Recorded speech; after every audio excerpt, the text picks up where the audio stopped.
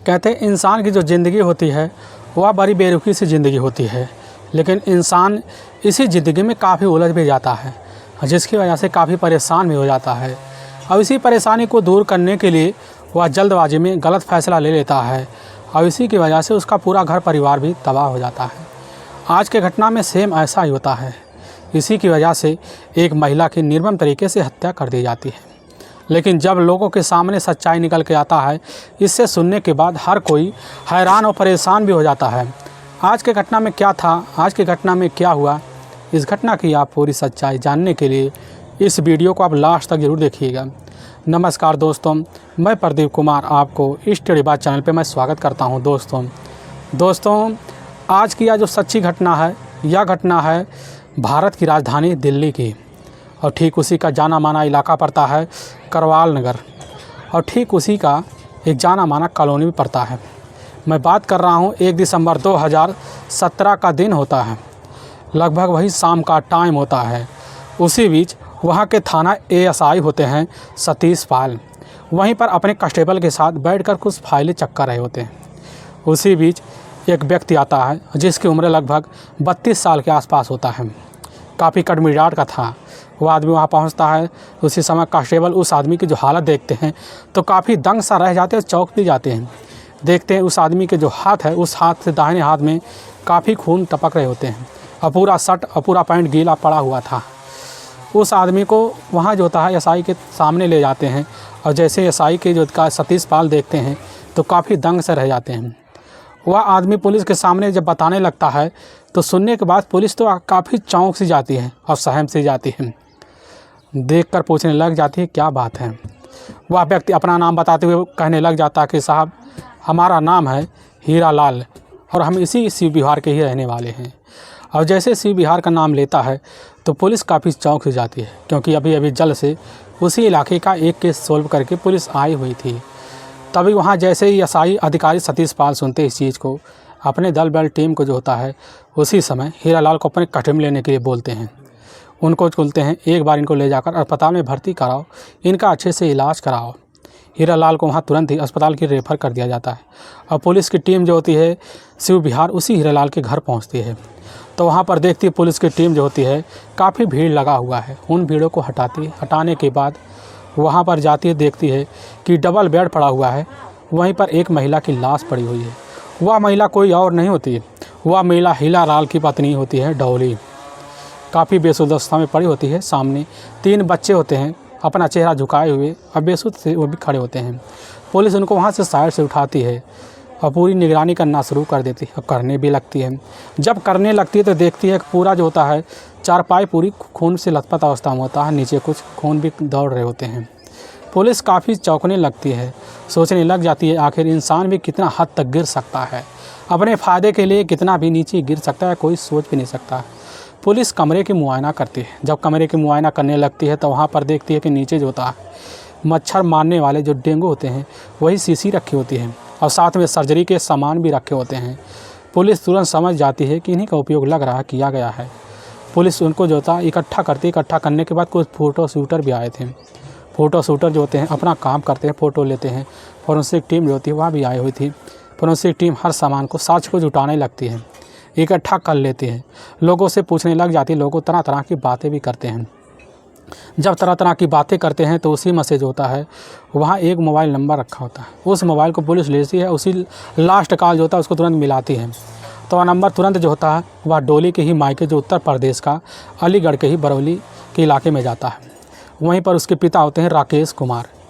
जाता तो फ़ोन उठाते हैं राकेश कुमार, वह तुरंत ही अपनी बेटी का नाम लेते हुए कहने लग जाते हैं डोली क्या बात है।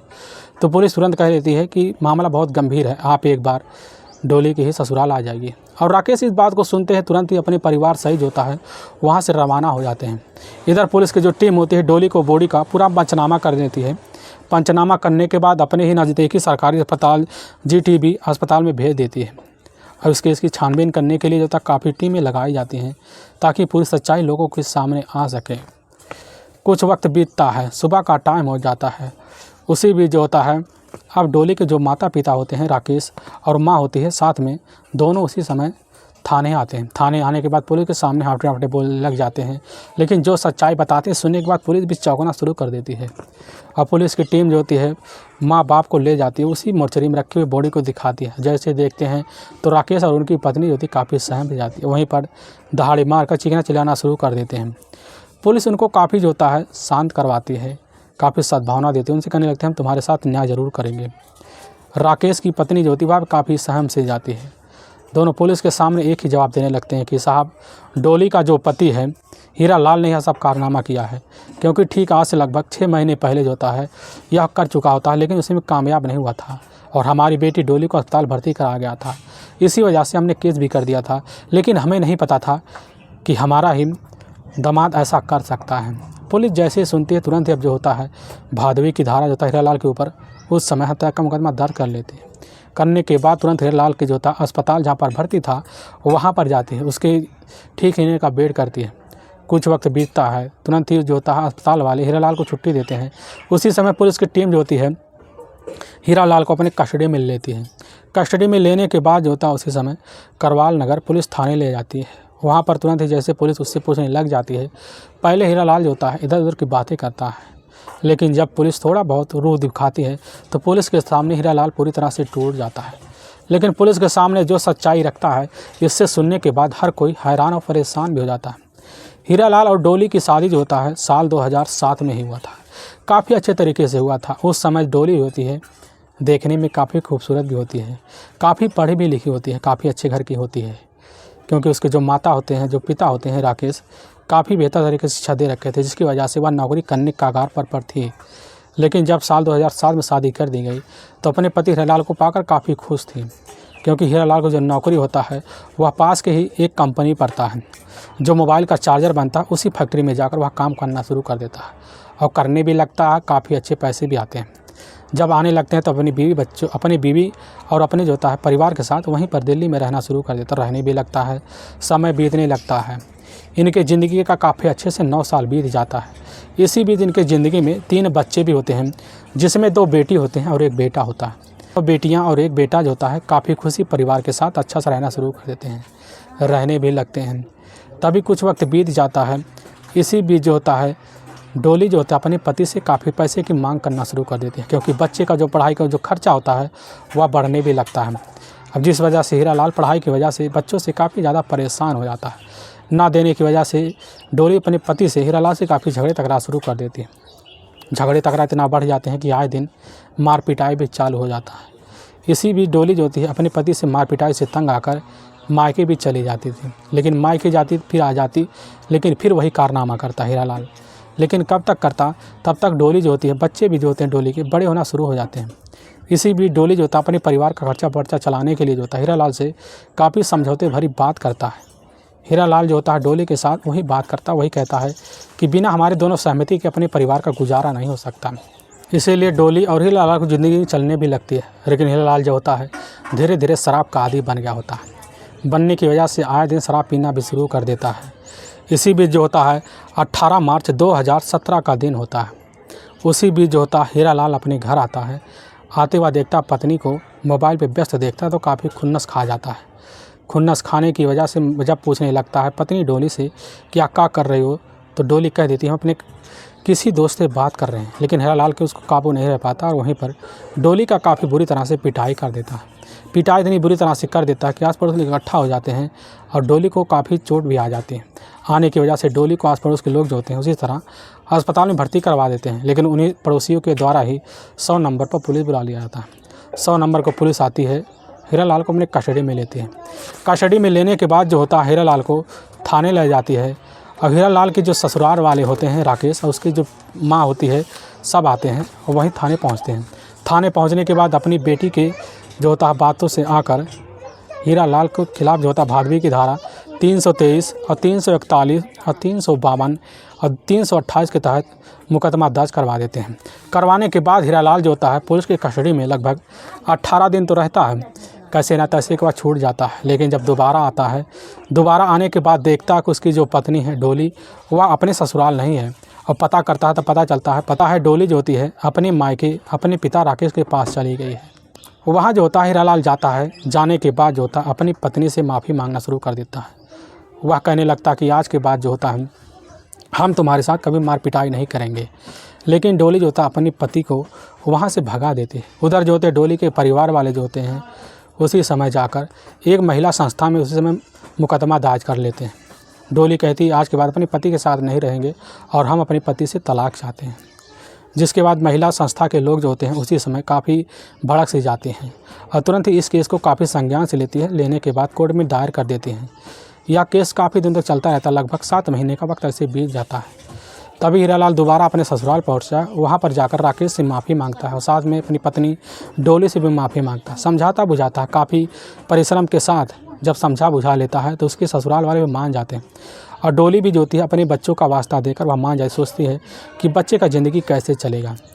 अब डोली जो होती है अपने ही मायके से वह यानी कि जो होता है उसी समय अलीगढ़ से आकर अपने ससुराल दिल्ली आ जाती है और वहीं पर रहना शुरू कर देती है। कुछ वक्त अच्छा बीतता है, बच्चों के साथ समय बच्चा बीतने लगता है, काफ़ी बढ़िया से बीतने लगता है, खर्चा बर्चा से चलने लगता है। लेकिन उसी बीच हीरालाल देखता है कि डोली का जो रूप रंग है वो काफ़ी बदला हुआ है। डोली ज़्यादा फ़ोन पे समय व्यस्त रहती है, अपने कामों पे ध्यान नहीं देती। इसी वजह से हीरालाल जो होता है आए दिन जो होता है अब डोली से वहीं से झगड़े तकरार शुरू कर देता है उसी बात को लेकर। लेकिन डोली जो है अपनी बात पे अड़ी रहती है। काफ़ी तंग आ गया था, इसी आने की वजह से और दोबारा शराब पीना शुरू कर देता है और शराब की लत इतना चढ़ जाता है कि बिना शराब पिए सुबह नहीं रहता। सुबह ना रहने की वजह से घर परिवार वाले काफ़ी ज़्यादा परेशान हो जाते हैं। इसी परेशानी के चलतन जो होता है हीरालाल ऐसा फैसला ले लेता है, वह कहता है कि आज के बाद हम इस परेशानी का जड़ ख़त्म कर देंगे। तभी जो होता है 1 दिसंबर 2017 का दिन होता है। उसी दिन हीरालाल जो होता है अपनी कंपनी से लगभग 2 बजे छुट्टी लेकर घर आ जाता है और जब घर आता है तो देखता है उसकी जो पत्नी होती है डोली मोबाइल पर व्यस्त होती है। हीरालाल उसी समय कह देता है हमारे लिए खाना काट दो, लेकिन डोली मना कर देती है। वह कहती है कि अभी हम बात कर लें, बाद में खाना काट देंगे। लेकिन हीरालाल उसी समय काफ़ी गुस्सा हो जाता है। हीरालाल के तीनों जो होते हैं बच्चे वहीं पर होते हैं। तीनों बच्चों को ले जाकर हीरालाल एक कमरे में बंद कर देता है। करने के बाद जो होता है हीरालाल डोली को मोबाइल सहित वहीं पटक देता है। इसके बाद उसके साथ काफ़ी मार पिटाई करता है। मार पिटाई करते करते डंडे से पीटता है, इतनी बेरहमी से कि बेहोश हो जाती है। फिर वहीं पर हीरालाल अपनी पत्नी की गला दबाकर हत्या कर देता है। हत्या करने के बाद जो होता है काफ़ी सहम से जाता है और उसके जो होता है एक हथियार रखा उठाकर उसके शरीर पर वार करता है। वार करते करते उसको सोचने लगता है कि हमारी ज़िंदगी रहकर क्या होगा। इसीलिए वह फैसला भी लेता अपनी ज़िंदगी मिटाने के लिए। तभी वहाँ पर कुछ जो होता है मच्छर मारने वाला जो ट्यूब आता है उसी को उठाकर वह जो होता है पीने लगता है। जब उसको कुछ नहीं होता तो इसी बीच वहाँ पर सर्जरी हथियार उठाकर अपना जो होता है दाएं हाथ काटना शुरू कर देता है। लेकिन जब दर्द होता है तो वह इसको सह नहीं पाता, इसी वजह फैसला बदल देता है, अपने आप को संभालता है। संभालने के बाद वह सहम से जाता है, वह सोचने लगता है हमसे बहुत बड़ी गलती हो गई। इसीलिए तुरंत वह फैसला लेता है। फैसला लेते हुए तुरंत ही अपने नज़दीकी पुलिस थाने पहुँचता है। पुलिस को अपनी पत्नी और अपने बारे में सारी सच्चाई बताता है। इसे सुनने के बाद एसआई अधिकारी भी चौंक से जाते हैं। लेकिन वाकई में दोस्तों पुलिस की जो टीम होती है वह जैसे हीरालाल की सच्चाई सुनने के बाद काफ़ी सहम से जाती है। इसी की वजह से पुलिस टीम जो होती है हीरालाल को ले जाकर वहाँ के ही कोर्ट में पेश करती है। कोर्ट में जो होता है हीरालाल के ऊपर काफ़ी गंभीर मुकदमा दर्ज किया जाता है। दर्ज करने के बाद ले जाकर काफ़ी लंबी सज़ा के लिए जेल में डाल दिया जाता है। इधर तीनों बच्चे जो होते हैं वह जाकर डोली के ही मायके रहना शुरू कर देते हैं। वहीं पर उनकी परेशानी भी हो रही है। लेकिन दोस्तों हमें इस घटना का सुनाने का उद्देश्य किसी को परेशान करना नहीं है, ना ही किसी को दिल को ठेस पहुंचाना है। बस आपको यह बताना है कि आप जहां भी रहें आप सावधान और सतर्क जरूर रहें। दोस्तों आप इस वीडियो के बारे में क्या कहना चाहेंगे? इस वीडियो से आपको कितनी सहानुभूति मिली? जो भी मिली आप हमारे इस वीडियो के बारे में आप हमारे कमेंट बॉक्स में अपनी राय रख सकते हैं। दोस्तों आपको वीडियो पसंद आए तो इस वीडियो को ज़्यादा से ज़्यादा शेयर और सब्सक्राइब जरूर कर दें, जिससे हम आपके बहुत आभारी रहेंगे। फिर मिलेंगे एक नए एपिसोड के साथ। तब तक के लिए जय हिंद और जय भारत।